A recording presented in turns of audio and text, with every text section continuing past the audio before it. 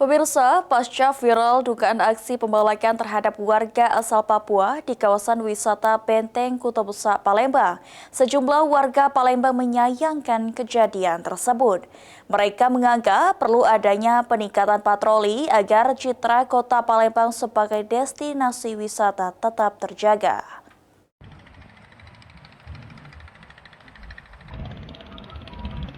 Kasus dugaan pembalakan terhadap warga asal Papua di Palembang masih menjadi perbincangan warga.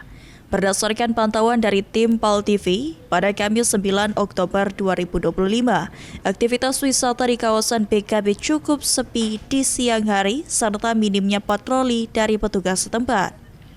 Sejumlah pengunjung menilai kejadian tersebut mencoreng citra kota dan menunjukkan masih perlunya pengawasan lebih ketat di kawasan wisata publik.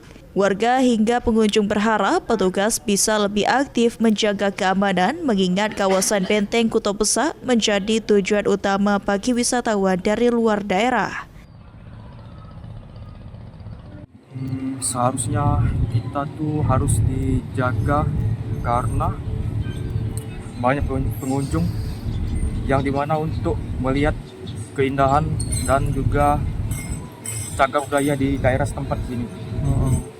Dan itu harus dijaga ya. Sebagai pengunjung BKB apalagi wong Palembang juga ngerasa dalam juga dengan wong, apalagi wong takutnya kemarin sempat viral kayak kasus tentang rendang kemarin kan cukup merendahkan wong Palembang juga dan sangat disayangkan kejadian ini terjadi lagi tapi dalam bentuk hal yang lain saya khawatir sebenarnya. Mungkin kalau dari saya sendiri menurut aku sih ditingkatkan baik untuk patroli kiri kanan kiri sekitar. Hafid Zainul, PAL TV.